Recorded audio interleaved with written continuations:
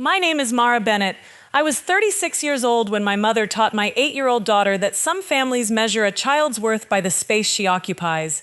At 7:12 the morning after my mother's birthday, I sat on the floor beside my sleeping daughter with my phone vibrating against my knee. Sophie had finally closed her eyes 20 minutes earlier. She still wore the yellow socks she had put on for the restaurant, but her party dress lay folded inside a police evidence bag across the room because a shelter camera had recorded her wearing it. My mother's name filled the screen, Evelyn Bennett. She was the first person from my family to call me that morning. The police had already left her a message. A formal notice had reached her email before sunrise. My sister had called her 6 times, yet as I watched that phone shake in my hand, I still did not know whether my mother was calling to ask if Sophie was safe or to demand that I undo what I had done during the night. There was another question I could not escape. Had they made one unforgivable decision in a hurry, or had my daughter's exclusion begun before anyone started the car? Before I tell you which question my mother answered first, subscribe to the channel, turn on the notification bell, and like this video. More importantly, stay with me, because what looked like one cruel decision eventually exposed the rule my family had been living by for years. To explain that call, I have to take you back to the previous afternoon, when Sophie still believed she had a place at her grandmother's birthday table. My husband, Jonah, had been gone 5 years by then. He died in an industrial accident when Sophie was 3, leaving me with a settlement, a terrified little girl, and a silence in our house that made every remaining family connection feel precious. I worked in payroll operations for a medical supply company in Bellwether. Numbers behaved better than people. If a figure was wrong, I could trace it. If a deadline mattered, I could document who had missed it. Families were not supposed to require audit trails, so I kept treating my mother's favoritism as something patience might eventually correct. It never did. My older sister Camille had always been the daughter my mother displayed. Camille had the polished husband, the expensive sport utility vehicle, and 3 children who appeared in every holiday photograph. I was the daughter my mother called when the water heater failed, when an insurance form made no sense, or when a bill needed to disappear before Camille heard about it. After my father died, I let Mom move into a townhouse I owned. She signed a month-to-month agreement because my accountant insisted, but I charged her no rent. I covered the taxes, insurance, and repairs. Camille called that arrangement my contribution to the family, as if grief had assigned each of us a role, and mine was to keep paying. I accepted it longer than I should have because Sophie loved having a grandmother nearby. Or maybe she loved the idea of one. Mom could be affectionate when Sophie was quiet, and Camille's children were absent. The moment they arrived, Sophie became the extra coat on a crowded hook. The pattern was rarely dramatic enough to confront by itself. Mom remembered Owen's tournament schedule, but forgot Sophie's school concert. She kept Camille's children overnight and explained that Sophie needed her own bed. At Christmas, she bought 4 matching stockings, then told me the store had run out before she reached Sophie's name. Each omission arrived wrapped in a practical explanation. I kept accepting the explanations because naming the pattern would have forced me to decide what to do about it. Sophie noticed. Children always notice the hierarchy adults pretend not to have created. The morning of the birthday dinner, she stood at my kitchen counter printing names on cream place cards with a gold marker. Mom had chosen Bellwether's most expensive steakhouse, Leighton Row, and I had prepaid the private dining deposit as my gift. The original plan included Mom, Camille, Camille's husband Grant, their children Owen, Caleb, and Ava, plus Sophie and me. 8 names, 8 places. Sophie drew a tiny silver star beside Evelyn and a crooked red heart beside her own name. She asked whether she could sit next to Grandma. "If Grandma does not steal the head of the table from herself," I said. Sophie laughed, then lowered her voice. "Aunt Camille said Ava might want that chair." I looked at her. "Your place is already planned." She studied me for half a second, deciding whether my certainty was strong enough to borrow. Then she nodded and finished my card. She had chosen the yellow socks because Jonah once told her yellow was the color of people who brought their own sunlight. She remembered that sentence only because I had repeated it for years, but she treated it as something directly inherited from him. Watching her smooth the place cards, I thought how proud he would have been of the care she gave people before they had earned it. At 4 that afternoon, I drove her to Mom's townhouse. Camille's silver SUV was already outside. Grant was loading gift bags into the back, while Camille rearranged the children's clothes for photographs. Mom wore a blue dress I had paid to alter. She kissed my cheek, thanked me for the flowers, and barely glanced at Sophie's place cards. I was supposed to stay, help everyone finish getting ready, and drive separately to the restaurant. At 4:38, my supervisor called. A corrupted payroll import had doubled overtime for more than 200 warehouse employees. If we did not correct it before the banking file closed, people would be overpaid and then face withdrawals the following week. I told Mom I needed my office laptop and would meet them at Leighton Row. I said Sophie should ride with them exactly as planned. Of course, Mom said. We have her. Camille was close enough to hear. Grant was standing behind her with the car keys. No one objected. Before I left, Sophie handed me my place card. Do not be late. I slipped it into my purse. I will be there before dessert. That promise stayed with me longer than anything else from that afternoon. At 5:41, I texted Mom that the correction was processing, and I expected to reach the restaurant shortly after 7. The message showed as read. At 5:44, I sent Camille the same update and added, "Please make sure Sophie keeps her sweater. The dining room is always cold." Camille reacted with a thumbs up. That tiny symbol later mattered because my family tried to claim I had changed the arrangement. At the time, I treated it as confirmation that the people who shared my daughter's blood would perform the simplest act of care, bring her with them. At 6:32, I closed my laptop, changed my blouse, and called Sophie. No answer. I assumed the restaurant was loud. I called Mom, then Camille. Both calls went to voicemail. At 6:46, while I was driving toward Leighton Row, an unfamiliar local number appeared on my dashboard. "Is this Mara Bennett?" a woman asked. "Yes. My name is Lena Ortiz. I am the intake coordinator at Harbor House. I have a child here who says you are her mother." For a moment, the words did not form a sentence. Harbor House was a family shelter on the east side, 11 minutes from my mother's townhouse and almost 20 minutes from the restaurant. "What child?" I asked, though I already knew. "Her name is Sophie. She is 8 years old. She is safe and sitting with me." The traffic light ahead turned green. A horn sounded behind me because my foot remained on the brake. Why is my daughter at a shelter? Lena paused with the care of someone choosing words that might later appear in a report. An older woman brought her into reception. The woman said you were parking and would come inside. She left before we confirmed that. Your daughter gave me your number. I pulled into a pharmacy lot so quickly that one wheel struck the curb. What older woman? Lena lowered her voice. Sophie identified her as her grandmother. I did not scream. I did not call Mom. I turned the car around and drove to Harbor House, saying Sophie's name at every red light as if speaking it could keep her anchored until I arrived. The story of what happened between my departure and Lena's call came to me in pieces. Sophie's account, Lena's notes, security footage, restaurant records, and admissions made after my family understood that denial would not erase timestamps. Camille had reduced the reservation before the birthday. By the time everyone was dressed, Leighton Row expected 6 guests, Mom and Camille's household. There was no place for Sophie or me because Camille had removed those places herself. When Sophie climbed toward the SUV, Camille stopped her. She said the restaurant had no space. Mom told Sophie I would collect her later, but every adult was leaving the townhouse, and no one wanted to wait for me because the reservation carried a cancellation fee, and Camille wanted photographs before dinner. They discussed calling me.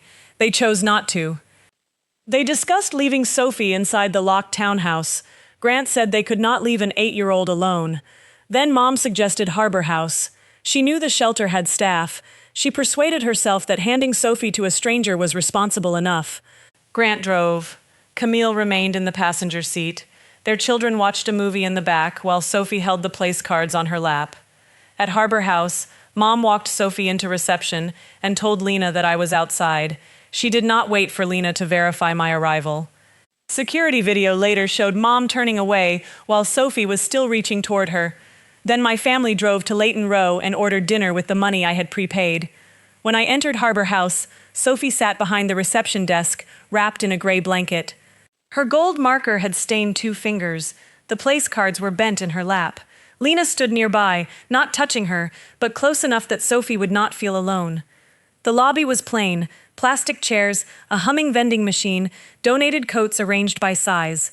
Nothing there resembled the restaurant my family had chosen, yet Lena had found Sophie water, a blanket, and a quiet place behind the desk. People responsible for more families than they had beds had made room for my child, while relatives driving a vehicle with an empty seat had decided she was excess. Sophie saw me and slid from the chair. She ran hard enough to knock my purse from my shoulder. I held her against me and felt her counting my breaths. Jonah had taught her that when she was small, if someone you love is frightened, breathe slowly enough for them to follow. "I knew you would come," she whispered. Those words nearly broke the control I had carried through the door. I crouched so we were eye to eye. "I am here. You did nothing wrong." She searched my face. "Grandma said they did not have space for me." "They were wrong. Aunt Camille said the table was full. Then they should have left the table." Sophie looked down at the cards. Her own was creased through the red heart. "Was there not space because I am not really part of their family?" I wanted to promise that every person who shared her name also shared my understanding of love. I could not lie to her again simply because the truth embarrassed adults. "There will always be space for you with me," I said.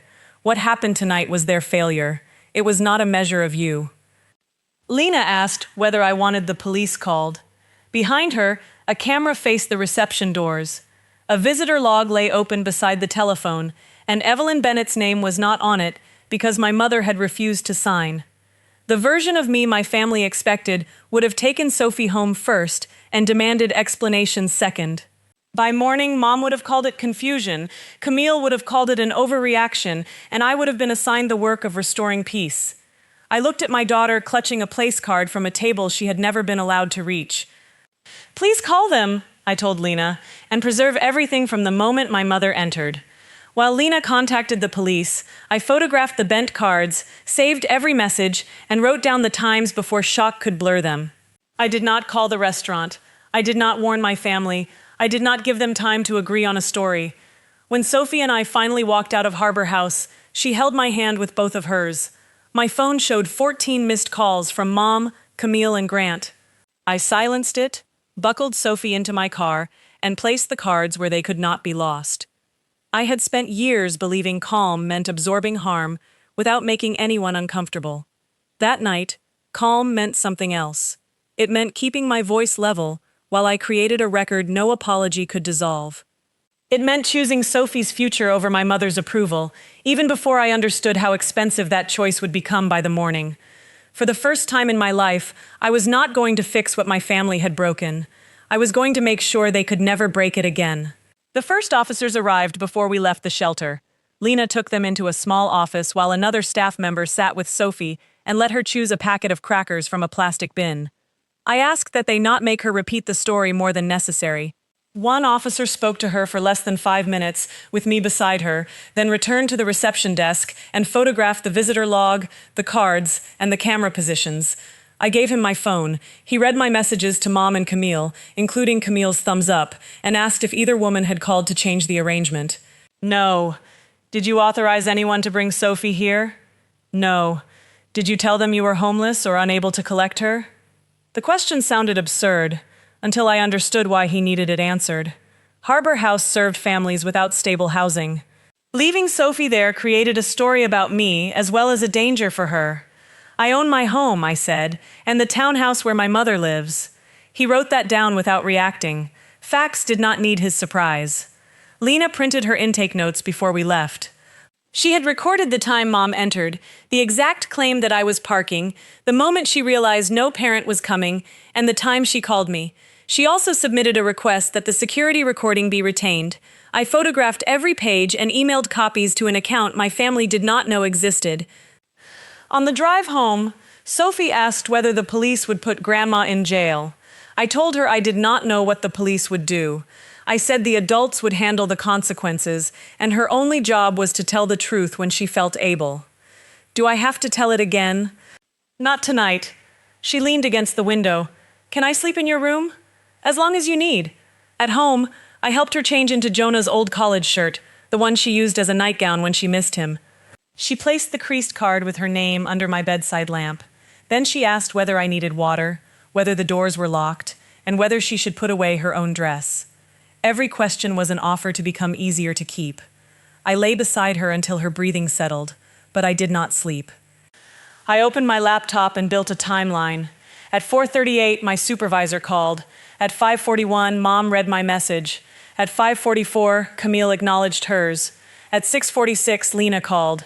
I saved the call logs, downloaded the messages, copied the birthday payment receipt, and wrote a factual account while my memory was still sharp. Then I closed every door my family could use to reach Sophie without me. I logged into the school portal and removed Mom, Camille, and Grant from the approved pickup list. I changed the emergency contact to my friend and attorney Nadia Patel, who had known Sophie since birth. I disabled the keypad code Mom used at my house and scheduled a locksmith to replace the cylinder for which she still had a key. None of those actions punished anyone. They removed permissions that depended on trust. At 11:18, I called Nadia. She answered on the third ring. "Mara? Sophie is safe," I said first. "My mother left her at Harbor House." Silence lasted long enough for me to hear Nadia sit up. "Start with where Sophie is now," I told her. Then I gave her the timeline without adjectives. Nadia listened until I reached the 14 missed calls. "Do not answer them tonight," she said. "Send one written message stating that Sophie is safe, that all communication must be in writing, and that no one has permission to contact or collect her. Nothing else. I want Mom out of the townhouse. You can end the tenancy. You cannot put her out tonight. I know. I am saying it because anger can make legal time feel insulting. We do this properly or we do not do it." That was why I had called her. Nadia never confused the strength of a feeling with the legality of an action. We reviewed the month-to-month agreement. Bellwether required 60 days written notice. Nadia drafted it while I gathered the lease, proof of ownership, and payment records showing that Mom had paid no rent. The notice did not mention Sophie. It did not threaten or accuse. It simply ended an arrangement I was no longer willing to maintain. I also stopped the automatic transfers I used for Mom's utilities and removed my card from the account Camille used when buying her groceries. I did not freeze money that belonged to them or cancel anything they had paid for. I stopped volunteering my own resources. At 1:06 in the morning, I sent the safety message to all 3 adults. Camille replied immediately. "This has been blown completely out of proportion." Grant wrote, "We thought you were coming." Mom wrote, "Call me before you do something you regret." I saved each message and did not respond. At 2:14, Nadia sent the tenancy notice electronically and arranged for lawful service later that morning. At 2:31, I forwarded the police incident number to Sophie's school. At 3:07, I sat on the floor beside my bed and finally let myself cry without making a sound. I cried because Sophie had reached for Mom while Mom walked away. I cried because part of me still wanted an explanation that would permit us to return to the day before. Most of all, I cried because I had spent years teaching Sophie to trust people whose love disappeared whenever loving her became inconvenient. Shortly before 7, Sophie woke from a nightmare and asked if she had missed the restaurant. I held her until she understood that the night was over. When she fell asleep again, I sat beside her with my phone against my knee. At 7:12, Mom called. I answered on the 4th vibration and activated the setting that preserved a transcript. Bellwether allowed a participant to record a call, but I still told her. I am documenting this conversation. Her first words were not, "How is Sophie?" They were, "What have you done?" The question was so perfectly hers that my remaining hope went quiet. Be specific. "A police officer left me a message at 6 this morning. There is some ridiculous notice in my email saying I have to leave my home. Camille says you removed us from the school list. You did all of that without speaking to me. Is Sophie the reason you are calling?" Of course she is the reason. None of this would be happening otherwise. That was not the same as concern, and we both knew it. "Have you asked how she is?" Mom exhaled sharply. "She was fine when I left her. The woman at the desk had her. We did not leave her on a street." "You told the woman I was outside. Because you were on your way." "I was driving to Leighton Row. You knew that. You said you would meet us. We had 6 places, Mara. Camille had confirmed 6. Sophie could not sit on the floor, and the shelter was staffed. We made the safest choice available. Calling me was available. You were working. Waiting at the townhouse was available. We would have lost the reservation. There it was. Not confusion, not panic, a price comparison. Who suggested Harbor House? I asked. She hesitated. We all agreed it was sensible. Who walked her inside? I did, because I am her grandmother. Who told Lena I was parking? I was trying not to frighten Sophie. Who watched to confirm I arrived? Her voice hardened. Do not interrogate me like a criminal after everything I have done for you. I looked at Sophie sleeping beneath my blanket. I am asking what you did for her. Mom changed direction. She reminded me that she had raised 2 daughters after my father lost work years earlier. She listed school lunches, medical appointments, and Christmas gifts as if parenthood had been a loan whose balance I had failed to repay. Then she reached the reason for the call. Tell the police it was a misunderstanding, she said. Withdraw whatever complaint you made. Cancel that housing notice, and we can discuss this privately. No! She went silent. I had refused my mother before, but usually with explanations she could negotiate. This answer gave her nothing to pull apart. You would make your own mother homeless over one bad decision? You have 60 days, income, a car, and an adult daughter with a guest room. Sophie had no notice, no phone, and no adult who had agreed to receive her. Do not compare those things. Camille was right. This is revenge. The police report protects Sophie. The school changes protect Sophie. Ending your tenancy protects the boundary I should have established years ago. If consequences feel like revenge, that does not make them the same. Her voice dropped into the soft register she used when anger stopped working.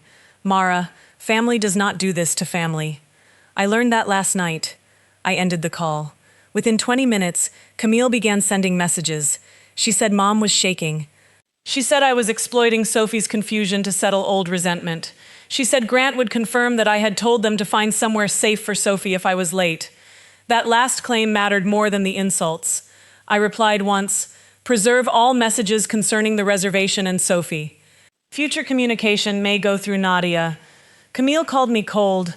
Grant asked if we could keep lawyers out of it. Mom sent a photograph of the townhouse kitchen and wrote that my father would be ashamed to see me take away her home. I saved everything. At 10 that morning, a child welfare investigator came to verify Sophie's safety. She inspected our home, confirmed that Sophie had food, a bedroom, school attendance, medical care, and a stable parent. She reviewed the messages and asked Sophie only what was necessary. Sophie sat with her knees together and answered every question in the smallest possible voice. When the investigator asked whether she felt safe with me, Sophie nodded, then looked at me anxiously. I can be really good, she added. The words hurt more than Mom's accusations. Sophie believed safety might depend on performance. After the investigator left, I knelt beside her. You do not stay here because you are good. What if I am bad? Then we deal with what happened. You still stay. She thought about that. Even if there is no space? I make space. That is my job. The investigator closed the inquiry concerning me after confirming my protective actions. The report did not decide what would happen to Mom, Camille, or Grant. It did something more immediate. It prevented their story about my instability from replacing the documented truth. Nadia helped me find a child therapist experienced in abandonment trauma. During the first sessions, Sophie said almost nothing about Harbor House. She arranged wooden people inside a toy house and moved the smallest figure from room to room whenever another figure entered. At home, she folded her clothes without being asked and stopped requesting bedtime stories because she thought I was tired. One night, I found a granola bar under her pillow. In case we have to go somewhere, she explained. I sat beside her and asked permission before taking it. Then I showed her the pantry, the mortgage statement, and the house key on my ring. She could not understand every document, but she understood permanence when it was repeated calmly. Recovery was not one speech. It was 100 ordinary mornings in which she woke and found me still there. At the next therapy session, Sophie placed the smallest wooden figure in the center of the toy house. She positioned the mother figure beside it and moved every other figure outside. Her therapist asked whether the people outdoors were gone forever. Sophie said they could knock, but the mother had to decide whether opening the door was safe. I watched her create in 10 seconds the rule I had failed to establish across 3 decades. That evening, I added one more page to our safety folder. It listed what adults owed children: a confirmed destination, an accountable caregiver, truthful information, and a way to reach their parent. Sophie decorated the margin with yellow suns. The page was not a contract she needed to enforce. It was a promise I intended to enforce for her. Whenever doubt returned, I read that list instead of my family's messages. Their explanations changed according to whatever consequence they feared. Sophie's needs did not change at all. For once, I was not asking whether a boundary looked harsh from the outside. I was asking whether it made the inside of our home safer. The answer was clear to me. Meanwhile, my family began constructing its alternative version. Mom told the officer she believed I was coming to Harbor House. Camille said I had changed the plan because of work. Grant said he assumed one of the women had spoken to me. Their accounts differed on who chose the shelter, who believed I was outside, and why no one called. The only point they shared was that I was unreasonable for refusing to correct the consequences. Camille also posted a vague message online about relatives who weaponized children and money. She did not use our names, but enough people recognized the circumstances that one of my coworkers sent me a screenshot. A local parenting page administrator offered to publish my side.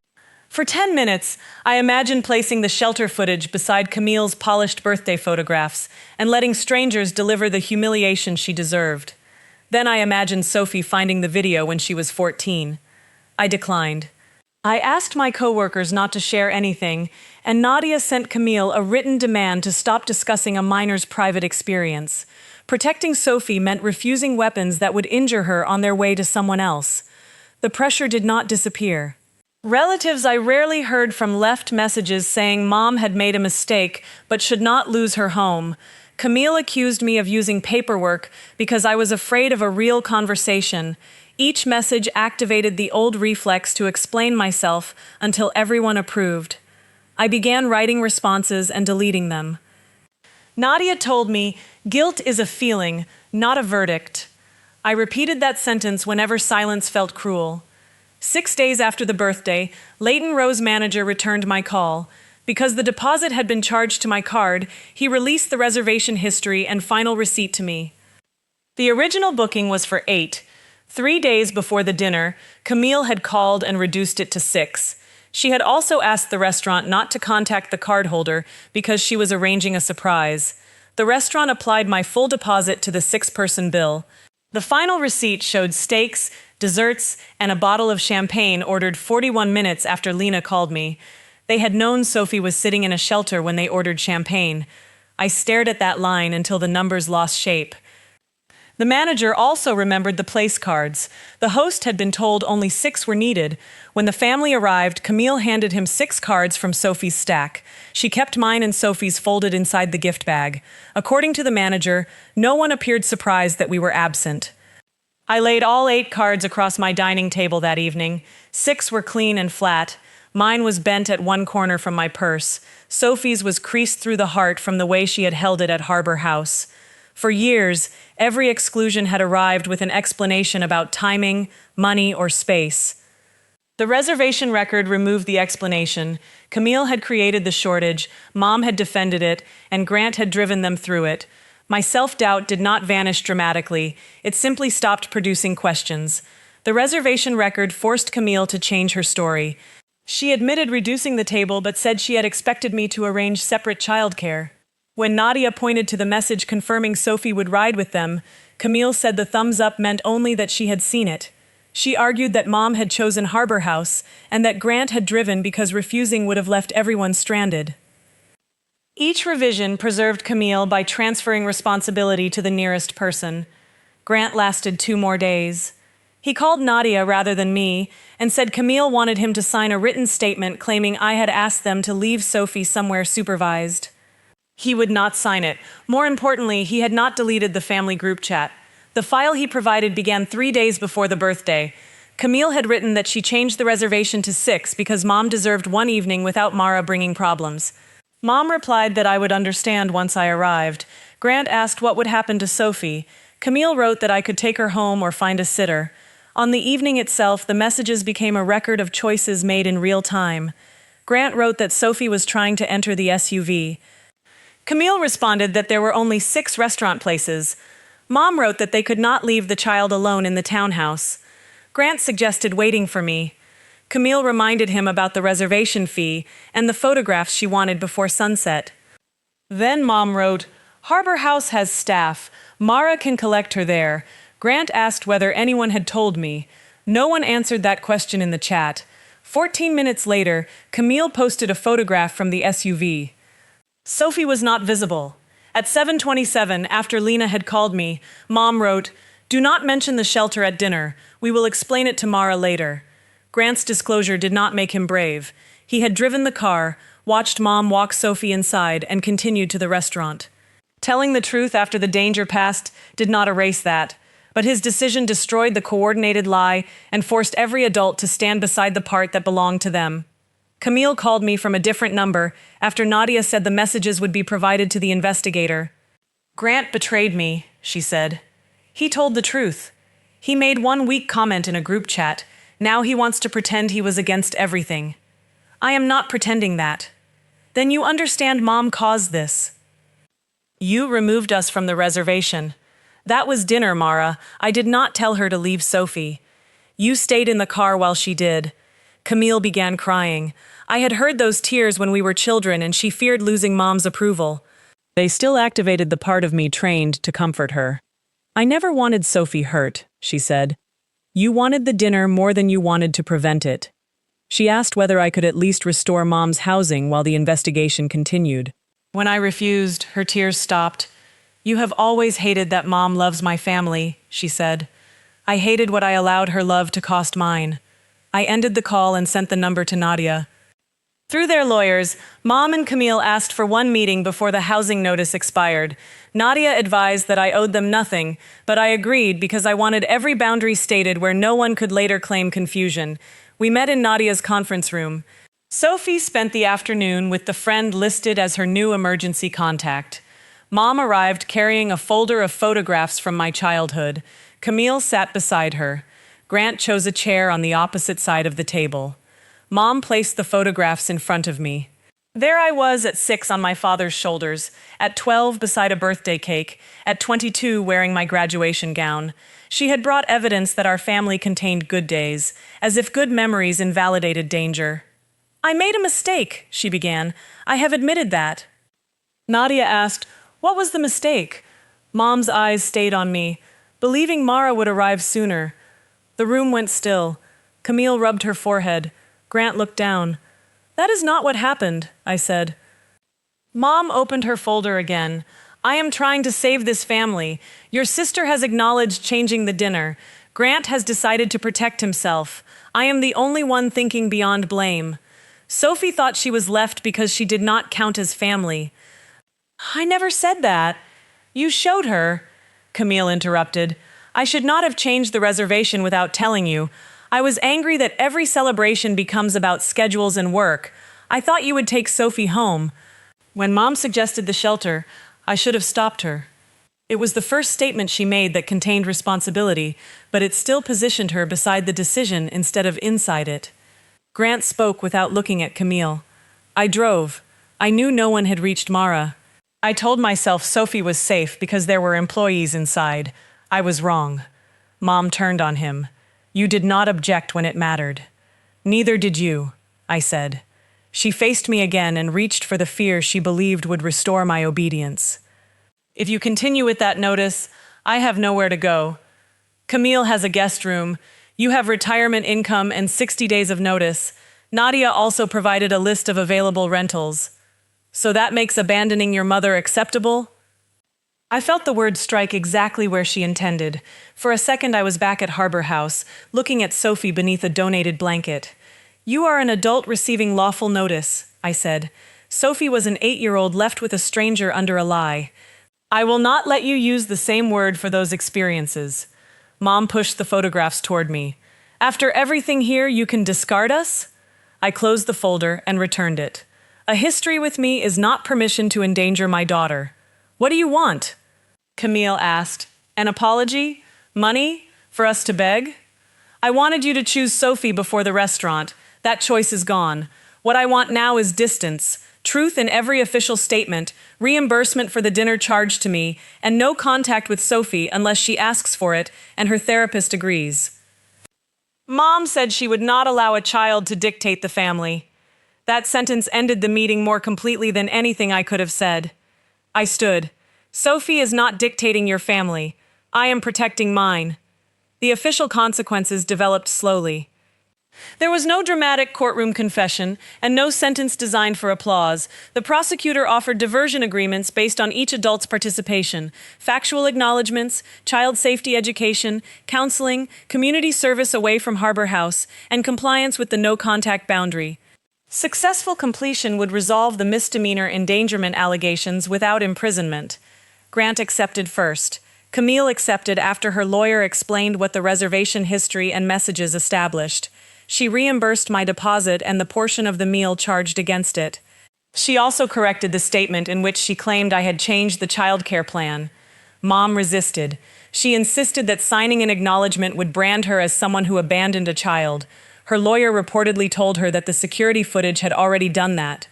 2 days before the deadline, she accepted the agreement but issued no personal apology to Sophie. I did not celebrate. Accountability was not a substitute for the grandmother Sophie deserved. Camille and Grant entered marriage counseling. Grant's truthfulness became another source of conflict because Camille believed a husband should have protected her version. He had to confront the fact that his earlier silence was the same kind of protection. Whether their marriage survived was their responsibility, not mine. Mom spent the 60-day notice period testing every boundary. She requested extensions, sent repair complaints at midnight, and asked relatives to pressure me.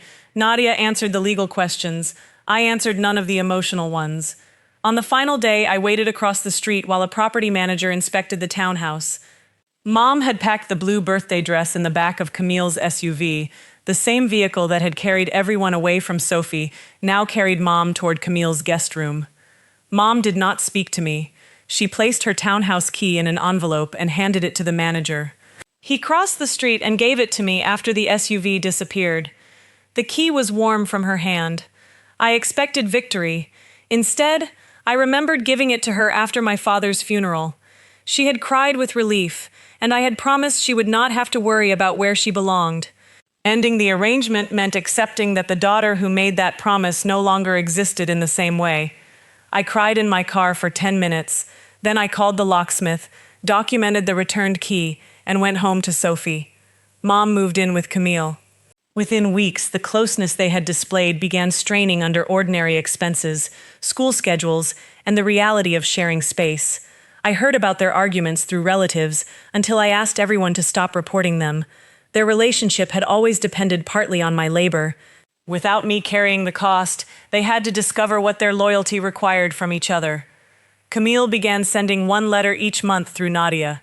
The early letters explained too much. She described stress, Mom's pressure, and her belief that I would arrive soon. Nadia returned those without giving them to me. The fourth letter was different. Camille wrote that she had removed Sophie and me because she wanted one evening in which Mom's attention belonged entirely to her household. She admitted that the shelter became possible because she already viewed Sophie as my responsibility rather than a child every adult present had a duty to protect. She did not ask to see Sophie. She offered to continue reimbursing therapy expenses and said she understood that payment purchased no access. I allowed limited written communication between Camille and me after that. It was not forgiveness, and it was not reconciliation. It was the smallest opening accountability had earned. Mom's letters remained conditional. She wrote that she was sorry Sophie misunderstood, sorry the situation had escalated, and sorry I valued strangers' records over my mother's intentions. I kept the letters in a sealed folder for legal purposes. Sophie never saw them. Her therapist helped us create a safety map. Sophie selected the adults permitted to collect her, the 2 neighbors she could approach, and the code word anyone had to know before taking her anywhere. She practiced saying, "I need to call my mom first." At the beginning, her voice shook. By winter, it did not. Healing arrived through small returns. She asked for bedtime stories again. She stopped hiding food. She complained when I served vegetables and forgot to monitor my face afterward. The first time she slammed her bedroom door, I stood in the hallway smiling before reminding her that doors were not for slamming. One evening, she asked whether I missed Grandma. "Sometimes," I said. "Can you miss someone and not let them come over?" "Yes." "Does that feel mean?" "Sometimes." But feeling mean is not the same as being unsafe or wrong. She considered this, then asked if missing Grandma meant we would eventually see her. It means we remember the good things and tell the truth about the dangerous thing. Contact would require change, safety, and your willingness. Missing her cannot make those decisions for us. Sophie nodded. She was learning a distinction I had not understood until 36. Love could remain in memory without retaining a key to the present. 5 months after the birthday, we held a small dinner at our house. There was no private dining room, no champagne, and no one arranging children for photographs. Nadia came, along with 2 families Sophie trusted from school. Sophie stood at the kitchen counter with cream cards and the same gold marker, which still worked after everything. She wrote each name carefully. There were 9 guests and 10 chairs because our dining table had an extra leaf. When she finished, she left 1 card blank. "Did someone cancel?" I asked. "No.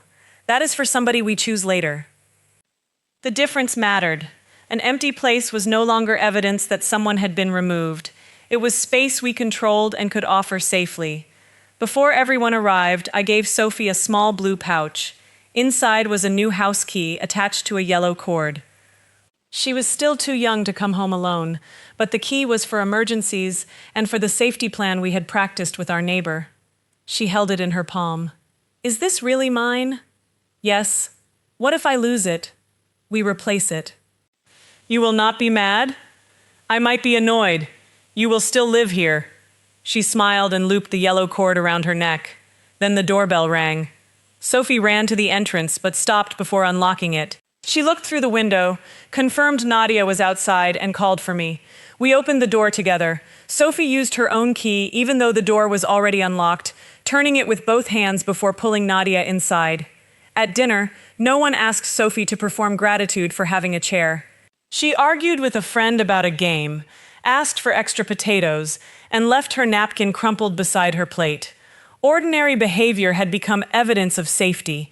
She no longer believed she had to remain perfectly convenient to stay. After the guests left, we collected the place cards. Sophie put hers beside mine on the refrigerator. The red heart on her old card had been split by a crease. The new one held a bright yellow sun. "Dad's color," she said. I touched the edge of the card. "He would like that." She rested her head against my arm. "There was always space here, right?" "Always." The night my family left Sophie at Harbor House, I thought protecting her would require one decisive act. The report mattered. The records mattered. The locks, notices, and boundaries mattered. But protection was not a single door I closed against my mother. It was the life I built after closing it. Mornings without fear, rules that did not change for favored people, and enough honesty for Sophie to know the abandonment belonged to the adults who chose it. I had spent years letting my mother decide who counted, my sister decide whose comfort mattered, and my guilt decide what I had to tolerate. They said there was no space for my daughter, because they believed space belonged to them. They were wrong. There had always been space for Sophie. What changed was that I finally stopped allowing unsafe people to decide what that space meant.